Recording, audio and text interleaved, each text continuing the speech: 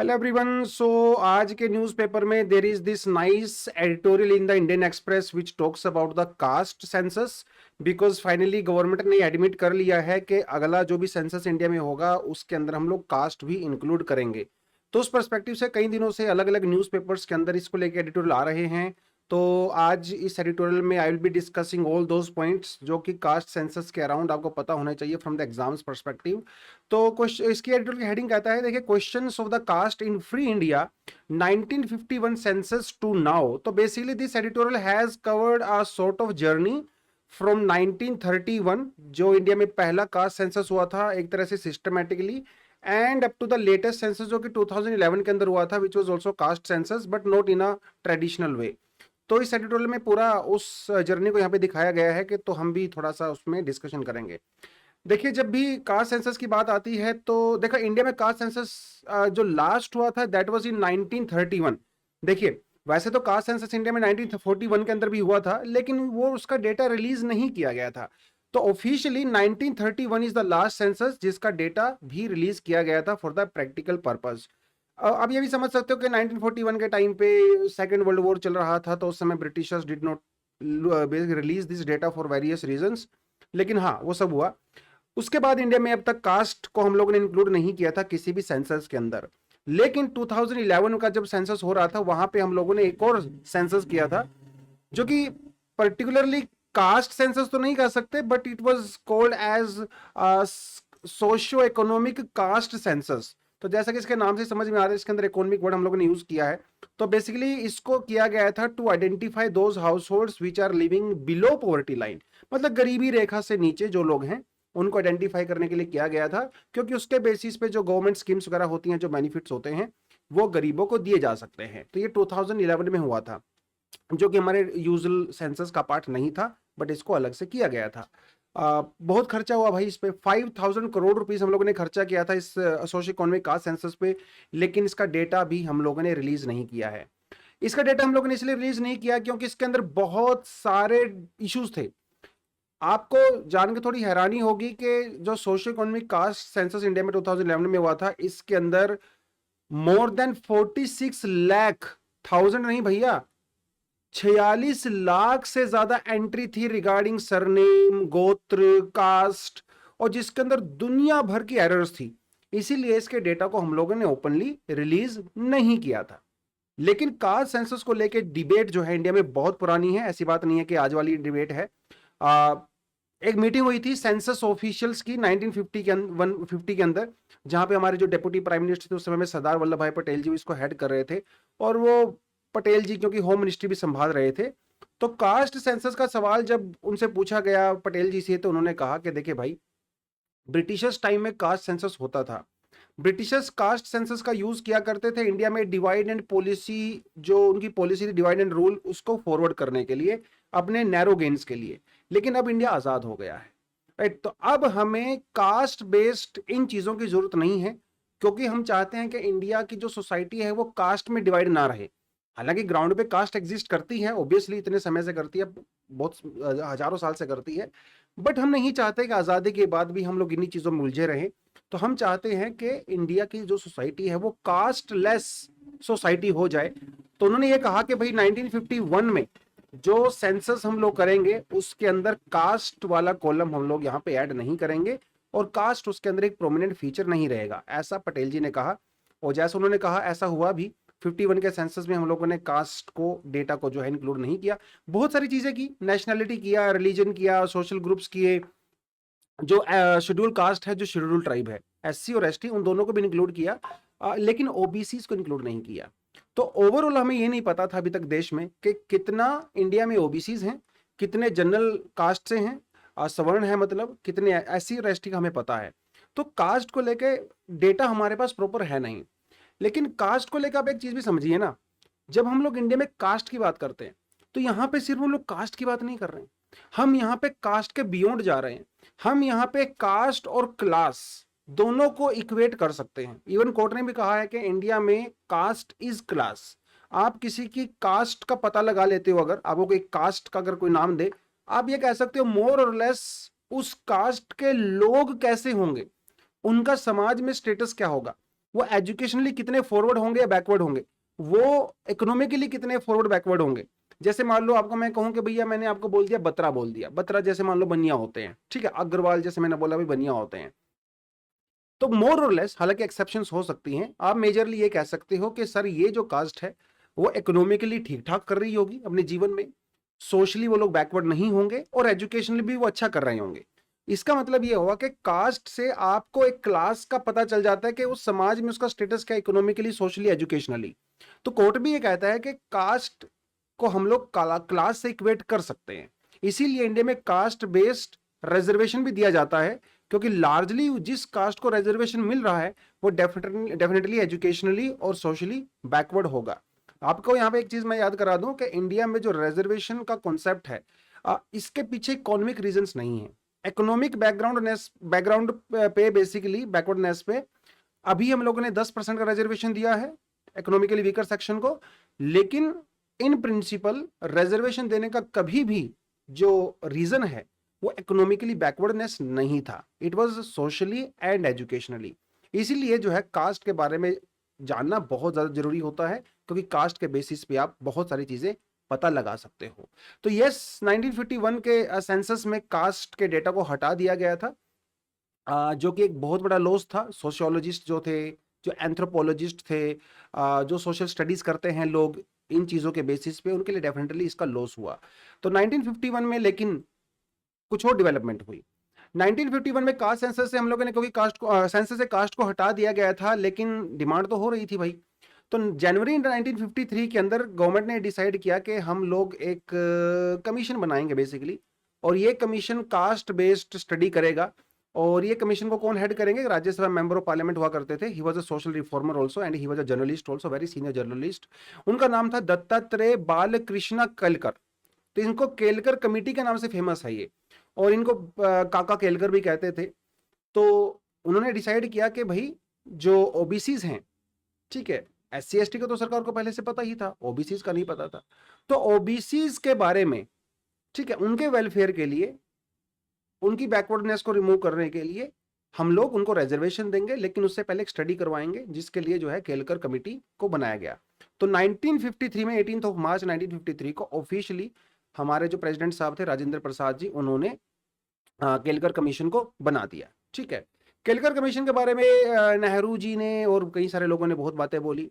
नेहरू जी ने कहा कि मुझे उम्मीद है कि केलकर कमेटी की रिपोर्ट या इसकी स्टडी आने के बाद इंडिया की जो सोसाइटी है वो क्लास लेस सोसाइटी की तरफ बढ़ेगी।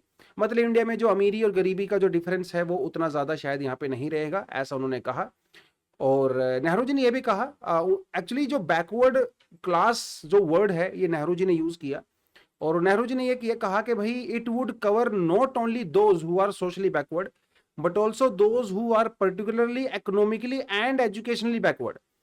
तो नेहरू जी ने यह कहा कि केलकर कमेटी से हमें यह पता चल जाएगा कि इंडिया में कौन सी कास्ट, कौन से social groups educationally, economically and socially backward है। लेकिन बाद में जो रिजर्वेशन का कॉन्सेप्ट आता है मंडल कमीशन के बाद, वहां पे हम लोगों ने इकोनॉमिकली बैकवर्डनेस को हटा के सोशली और एजुकेशनली बैकवर्डनेस के आधार पे ओबीसी का हम लोगों ने रिजर्वेशन दिया। तो ये सब रहा। और फिर केलकर कमेटी की रिपोर्ट आई भाई। केलकर कमेटी ने, एक्चुअली केलकर कमेटी ने भी 1931 के डेटा को काफी ज्यादा यूज किया, और उसके बाद और भी उन्होंने ग्राउंड सर्वे बहुत सारे किए, और फिर फाइनली केलकर कमेटी की रिपोर्ट आती है। और उन्होंने कहा, केलकर कमेटी ने यह कहा कि इंडिया में 930 बैकवर्ड कास्ट है, मतलब एस सी एस टी के अलावा ओबीसी की बात कर रहे हैं वो। 930 इंडिया में बैकवर्ड क्लास है भाई, और इंडिया में टोटल 11.5 करोड़ बनते हैं। इंडिया में 11.5 करोड़, ध्यान रखना उस समय इंडिया की पॉपुलेशन जो 1951 में है दैट वाज ओनली 36 करोड़। उसमें से अराउंड 12 करोड़ लोग जो है वो ओबीसी से बिलोंग करते हैं, जो कि 930 डिफरेंट डिफरेंट कास्ट के अंदर हैं। A report by Kelkar committee noted that it had prepared a list of 2399 caste as backward, जिसको बाद में घटा बढ़ा के जो है वो 930 बैकवर्ड कास्ट के अंदर मोटे मोटे तौर पे हम लोग उसको लेके आए थे। तो ये सब जो है उस समय पे चलता रहा। फिर से वही डिमांड होती रही भाई कि ओबीसी के लिए रिजर्वेशन लेके आया जाए, कुछ कुछ किया जाए, उसके लिए सब कुछ हुआ। तो पैनल क्या कहता है, पैनल ये कहता है कि it would be certainly be valuable material for the sociologist and anthropologist but a lurking suspicion asserted itself as the OBC commission set up इन 1955 वाज नेवर इंप्लीमेंटेड। तो सरकार ने ये कहा कि भाई हम लोग ओबीसी के लिए अलग से एक ओबीसी कमीशन बनाएंगे जो कि ओबीसीज के वेलफेयर के बारे में बात करेगा और सारे डेटा वगैरह कलेक्ट करेगा, लेकिन वो कमीशन कभी भी नहीं बन पाया। तो घूमते फिरते फिर बात पहुंचती है कहां पे, मंडल कमीशन पे। मंडल कमीशन बनाया गया दोबारा से स्टडी करने के लिए ओबीसी। इंदिरा गांधी जी की सरकार के बाद जब जनता गवर्नमेंट आई, जनता गवर्नमेंट ने 1979 के अंदर जो है मंडल कमीशन बनाया। मंडल कमीशन ने अपनी रिपोर्ट फाइनली 1980 के अंदर सबमिट कराया। उस समय इंदिरा गांधी जी वहां पे थी, लेकिन इंदिरा गांधी जी बहुत ज्यादा सपोर्ट में नहीं थी ओबीसीज को कास्ट बेस्ड रिजर्वेशन देने के लिए, और वो रिपोर्ट के ऊपर कुछ खास ज्यादा काम वहां पे उस समय पे हुआ नहीं। बेसिकली मंडल कमीशन की जो रिपोर्ट थी, उन्होंने ये कहा कि भाई जो ओबीसीज हैं उनको 27% रिजर्वेशन दिया जाए। जो मंडल कमीशन था, मंडल कमीशन ने यह भी कहा कि इंडिया में टोटल जो ओबीसीज हैं उनकी पॉपुलेशन अराउंड 52% है, और मंडल कमीशन इस कंक्लूजन पे पहुंचा है on the basis of 1931 caste census जो कि ब्रिटिश के टाइम में हुआ था। उसके बेसिस पे मंडल कमीशन कह रहा है कि भैया 52% इंडिया में ओबीसीज हैं और बाकी हमारे यहाँ पे एससीज और एसटीज हैं। तो टोटल मिला के 82% के आसपास इंडिया में एससीज हैं, एसटीज हैं और ओबीसीज हैं, और उन्होंने 27% का रिजर्वेशन ओबीसीज को रिकमेंड किया। लेकिन बहुत साल तक इस रिपोर्ट के ऊपर कुछ खास काम हुआ नहीं।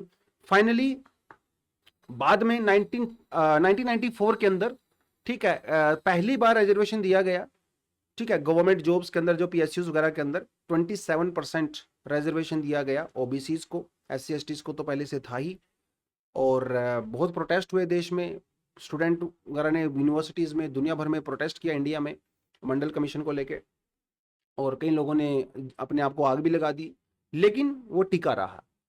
उसके बाद 2000 एंड बेसिकली एक फिर इंदिरा साहनी केस भी आता है जो कि सुप्रीम कोर्ट में जाता है to challenge this implementation of the Mandal commission and 27% this reservation thing.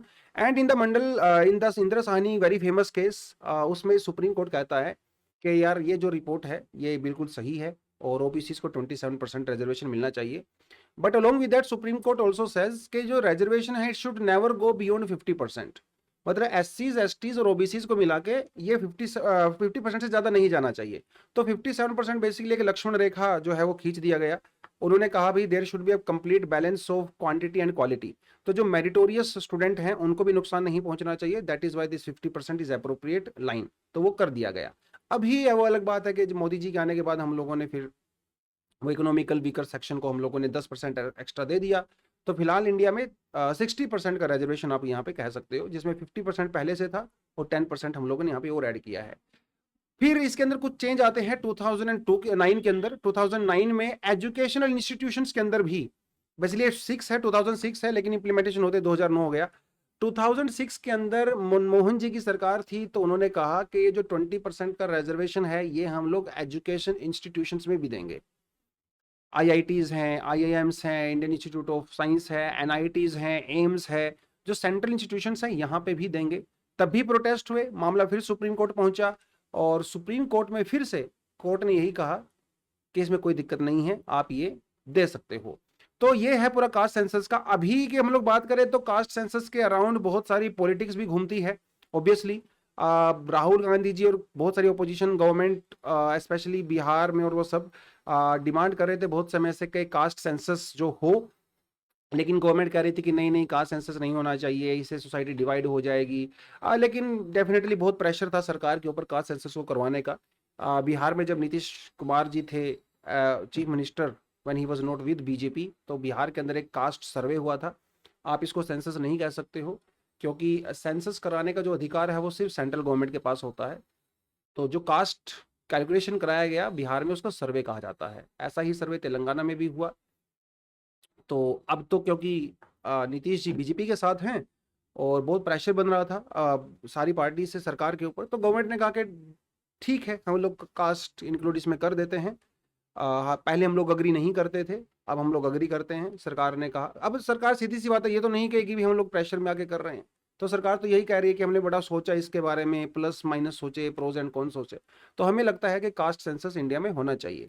अब इसके लिए अलग अलग आर्गुमेंट हो सकते हैं बहुत सारे लोगों के। कुछ कहते हैं हाँ भाई कास्ट सेंसस तो होना ही चाहिए, कास्ट हमारे समाज की रियलिटी है, इसमें कोई डाउट नहीं है, ग्राउंड पे कास्ट होता है। बहुत सारी जो गवर्नमेंट स्कीम्स हैं वो कास्ट बेस्ड दी जाती हैं, बिकॉज कास्ट और क्लास आप इक्वेट कर सकते हो। तो जब तक गवर्नमेंट के पास डेटा ही नहीं होगा तो भैया आप बेनिफिट्स कैसे दे पाओगे? तो डेटा कलेक्ट करना पॉलिसी मेकिंग के लिए बहुत जरूरी होता है, राइट? इसीलिए कास्ट का पता होना चाहिए। और अब ये भी समझिए ना कि यार discrimination, identification is not discrimination. वैसे भी सरकार आपसे आपकी कास्ट पूछती ही है ना, अलग अलग लेवल पे पूछती है। तो अगर सरकार के पास ये डेटा चला भी गया, कौन सी बड़ी बात होगी? अब ये कह देना कि भैया कास्ट सेंसस करने से समाज में डिवीजन फैल जाएगा, मुझे नहीं लगता कि समाज में पहले डिवीजन नहीं है। समाज में तो पहले से कास्ट में बहुत डिवीजन है, डिस्क्रिमिनेशन दुनिया भर में हो ही रहा है। और और ये कास्ट हम लोग सरकार को बता रहे हैं ना, ये हम लोग एक दूसरे को थोड़ी बता रहे हैं। एक दूसरे को तो एक दूसरे की कास्ट पहले से पता ही होती है, सरनेम से पता चल जाता है, गाँव में तो वैसे ही पता चल जाता है।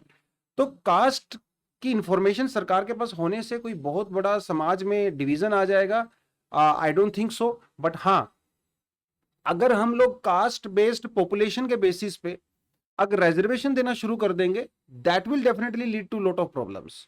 कि भैया अगर कोई कास्ट 10% है उसको रिजर्वेशन भी 10% देंगे, कोई कास्ट अगर 5% है उसको भी 5% रिजर्वेशन देंगे, तब दिक्कत हो सकती है। क्योंकि फिर तो सीधा सीधा ये नंबर गेम हो गया ना, फिर तो सीधा सीधा डेमोग्राफी के बेसिस पे हो गया, फिर तो क्वालिटी क्वांटिटी का कोई सवाल ही नहीं रहा। इसका मतलब फिर तो ये हो गया ना भाई, फिर तो जो लोग फिर तो डेमोग्राफी कंट्रोल ही नहीं हो पाएगा, क्योंकि जिसका नंबर ज्यादा उसको रिजर्वेशन ज्यादा, है ना? फिर तो लोग ज्यादा बच्चे पैदा करने लगे पड़ेंगे तो पॉपुलेशन कंट्रोल भी नहीं होगा। और उन स्टेट्स को तो नुकसान हो जाएगा, उन ग्रुप्स को तो नुकसान हो जाएगा, उन कास्ट को तो नुकसान हो जाएगा जो कि फॉरवर्ड थिंकिंग रखते हैं और कम बच्चे पैदा करते हैं। अब वो उनको तो नुकसान है। तो there can be lot of things, definitely से नेगेटिव चीजें हो सकती हैं समाज में, इसमें कोई डाउट नहीं है। लेकिन ये डिपेंड करता है हमारे एटीट्यूड पे और उस डेटा को हम लोग कैसे यूज करते हैं। अगर उसको अफर्मेटिव एक्शन की तरह यूज करते हैं पॉजिटिव में तो कोई दिक्कत नहीं है, लेकिन अगर उसका यूज करेंगे वोट बैंक की राजनीति के लिए और वो सब, तो डेफिनेटली उसका नुकसान हमें होगा। बट हाँ, कास्ट सेंसस का जो डेटा है ये 1931 का यूज करते हैं, इसको अपग्रेड करना जरूरी है। हर डेटा को अपग्रेड करना जरूरी होता है अच्छी गवर्नेंस के लिए। और सेंसस से सिर्फ सेंसस नहीं होता है, सिर्फ गिनती नहीं होती है लोगों की, इससे बहुत ज्यादा होता है सेंसस, है ना? इससे हमें समाज में पॉवर्टी, लोग कैसे कंज्यूम कर रहे हैं, डेमोग्राफिक चेंज होते हैं, बहुत सारी चीजें होती हैं, राइट? कास्ट सेंसस से हमें यह भी पता चल सकता है कि भाई एक कास्ट के अंदर जो सब कास्ट होती हैं, जैसे एससी के अंदर बहुत सारी कास्ट हो सकती हैं, एससी को रिजर्वेशन है ओवरऑल, तो एससी के अंदर कौन सी कास्ट ने रिजर्वेशन का फायदा उठाया है, कौन सी आगे आ गई है और कौन सी पीछे रह गई है। तो हम लोग सब कैटेगराइजेशन भी कर सकते हैं, और अभी तो सुप्रीम कोर्ट ने सब कैटेगराइजेशन को अलाउ भी कर दिया है। लेकिन ये आप तभी कर पाओगे जब आपके पास डेटा होगा। भाई मान लो शेड्यूल ट्राइब में, शेड्यूल कास्ट के अंदर कोई पर्टिकुलर कास्ट है, वो बार बार जनरेशन टू जनरेशन रिजर्वेशन का फायदा उठा रहे हैं, लेकिन वहीं शेड्यूल कास्ट में एक और कास्ट है जो कि पहले भी बैकवर्ड थी, आज भी बैकवर्ड रह गई है, उस तक रिजर्वेशन का बेनिफिट पहुंच ही नहीं पाया, या उस तक बेनिफिट पहुंचने ही नहीं दिए जा रहा है, राइट? तो वैसा नहीं होना चाहिए। तो रिजर्वेशन इज देयर, रिजर्वेशन एक रियलिटी है, it should be there for the backward thing. But हाँ, जिसको बेनिफिट मिलना चाहिए उसी को मिलना चाहिए, इसका नुकसान नहीं होना चाहिए उन लोगों को जो डिजर्व करते हैं। तो यस, उस पर्सपेक्टिव से एडिटोरियल जो है पूरा दिया गया था कास्ट के बारे में। एंड आई होप कि आपको सारी चीजें पहले से पता होंगी, कुछ नया चीज मैंने आपको शायद नहीं बताया है। हाँ, अगर आपको चीजें पहले से पता होंगी तो शायद एक रिवीजन के तौर पे कुछ नया आपने यहाँ से सीखा होगा। और वैसे मैंने इसको बहुत फॉर्मल तरीके से डिस्कस भी नहीं किया है, तो it's like a kind of podcast types. लेकिन ठीक है, बीच बीच में ऐसे ऐसी एडिटोरियल डिस्कशंस मैं डेफिनेटली आपके लिए लेके आता रहूंगा। तो आज के लिए इतना ही है। अगर आपको डिस्कशन ठीक ठाक लगी है तो चैनल को लाइक कर सकते हो, सब्सक्राइब कर सकते हो, शेयर कर सकते हो। थैंक यू, जय हिंद।